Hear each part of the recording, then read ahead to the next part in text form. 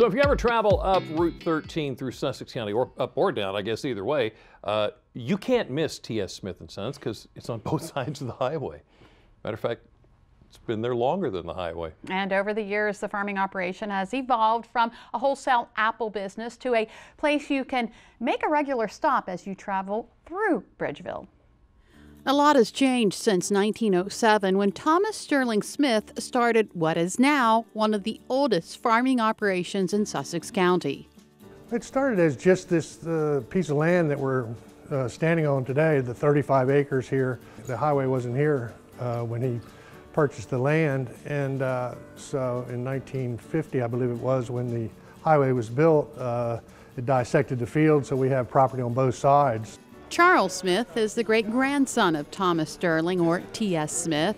Charles, along with his two brothers, now operate the business that was passed down to them by their father. Yeah, he started right off in the strawberry business and blackberries and planted apples soon thereafter.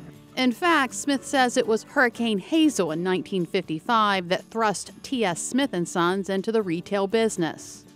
All the apples were blown off the trees. All the trees were blown down, every tree on the farm, and they were floating in the orchards, and we used mules with sleds to go pick the apples up, and we set them out on the dock at the packing house across the street. It was built in 1928, and we started selling 5/8 baskets of apples for 50 cents. That retail business has held strong ever since, and the wholesale business is strong as well. They even supply fruit and vegetables to school lunch programs. But whether it's retail or wholesale, it's always delicious and fresh. And speaking of fresh, there's a whole lot more fresh at the new Orchard Point Market. It picks up the overflow from the original packing house market on the west side of Route 13. Open year-round, it offers customers more, including a bigger bakery. We have a lady doing baking for us that is very experienced and is taking it to another level. We not only have the cobblers, and she's also doing bread and bagels now. Smith is always on the hunt for exclusive items from all over the region to sell, like this peanut butter.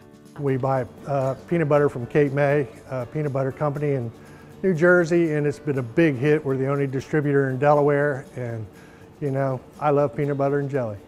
In fact, Smith hopes to add specialty peanut butter and jelly sandwiches to the menu at the Market Cafe. It's already chock full with made-to-order breakfast sandwiches, bagels, and ice cream. All kinds of other baked goods, cobblers and quick breads, and the pies are delicious here, fresh baked pies. Fresh eggs come from the chickens outside, and inside you can get a fresh apple cider slushie. I think we're only limited by our imaginations, but we have enough experience in this business in being farm marketers. You know, of course, a big part of it is the produce we grow. That's what we're known for.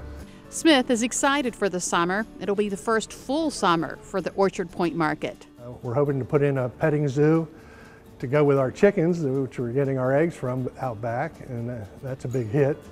But with all that Smith is adding to this legacy company, he knows that it's important to not lose the identity of a working farm. We're going to continue to do what we do best, and that's to farm. And Jackie and our staff here, they got such great ideas, and I just kind of let them take the reins, and if I think it's cool, we're going to do it. So. Something else that T.S. Smith & Sons is offering is the Pavilion. It's a great location for picnics, weddings, meetings, and birthday parties. You can rent the Pavilion and take advantage of add-ons including an interactive farm tour and a wagon ride. Wouldn't that be fun for a party? That is one amazing place. And they have more ideas, so you just got to keep stopping by.